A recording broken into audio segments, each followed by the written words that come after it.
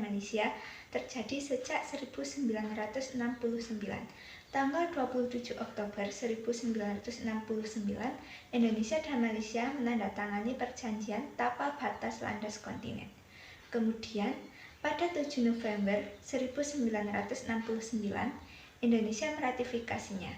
Tahun 1979, secara sepihak Malaysia memasukkan Ambalat ke dalam wilayah negaranya.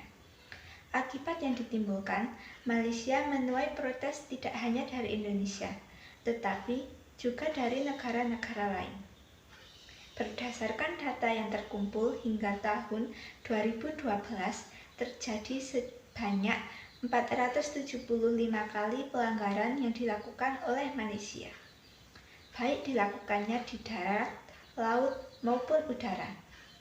Klaim Malaysia terhadap kepemilikan blok Ambalat berdasarkan hasil keputusan Mahkamah Internasional nomor 102 tahun 2002 yang memutuskan Pulau Sipadan dan Pulau Ligitan menjadi hak milik Malaysia.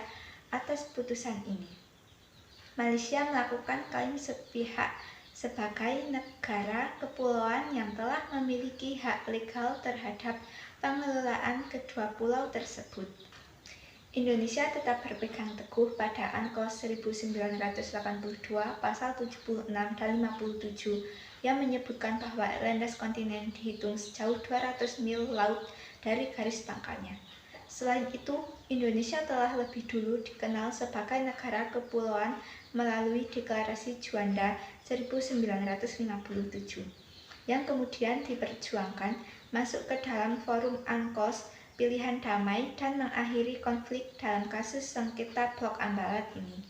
Bagi pemerintah Indonesia melalui Presiden SBY memiliki sejumlah pertimbangan. Pertama, kedekatan kultur atau budaya Indonesia dengan Malaysia yang sudah terjalin ratusan tahun lamanya. Kedua, terdapat jutaan penduduk Indonesia yang berada di Malaysia. Ketiga, hubungan bilateral kedua negara yang sangat baik sebagai sesama pendiri ASEAN. Cara-cara penyelesaian sengketa internasional secara damai. Penyelesaian secara damai dalam sengketa antar negara merupakan langkah ideal daripada menempuh cara-cara kekerasan atau gencatan senjata. Upaya damai ini mutlak dilakukan sebelum mengarah pada konflik yang lebih besar berupa kontak senjata. Langkah-langkah penyelesaian damai dapat ditempuh dengan cara negosiasi, mediasi, dan jasa-jasa baik atau mediation and good office, konsilisasi atau conciliation, penyelidikan atau inquiry, dan penyelesaian di bawah naungan organisasi PBB.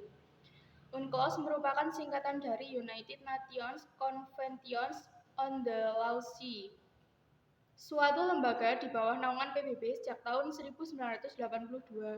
Indonesia telah meratifikasi konvensi ini melalui Undang-Undang Nomor 17 Tahun 1985. Sejak saat itu, semua negara, termasuk Indonesia, yang menjadi bagian atau anggota PBB, wajib menaati aturan yang terkandung dalam UNCLOS 1982 terkait aturan hukum laut. Konvensi itu memiliki peran penting bagi Indonesia sebagai negara kepulauan, karena Indonesia yang dikenal sebagai negara kepulauan memperoleh pengakuan dunia internasional setelah diperjuangkan melalui From UNCLOS selama 25 tahun. Penyelesaian sengketa batas wilayah blok Ambalat.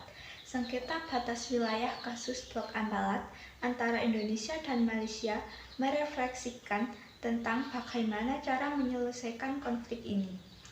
Jika mengacu pada aturan hukum internasional dan mempertimbangkan kedekatan kedua negara tersebut, upaya penyelesaian konflik dapat ditempuh setidaknya 4 langkah, yaitu perundingan bilateral, penetapan wilayah status QUO, penyelesaian oleh ASEAN, dan pengadilan Mahkamah Internasional. Pemerintah Indonesia berupaya keras menjaga keamanan dan pertahanan di jalur laut dengan menerbitkan Undang-Undang Nomor 32 Tahun 2014 tentang Kelautan. Undang-undang tersebut mengatur pembentukan Badan Keamanan Laut atau Bakamla yang diberi kewenangan untuk melaksanakan penegakan hukum di laut.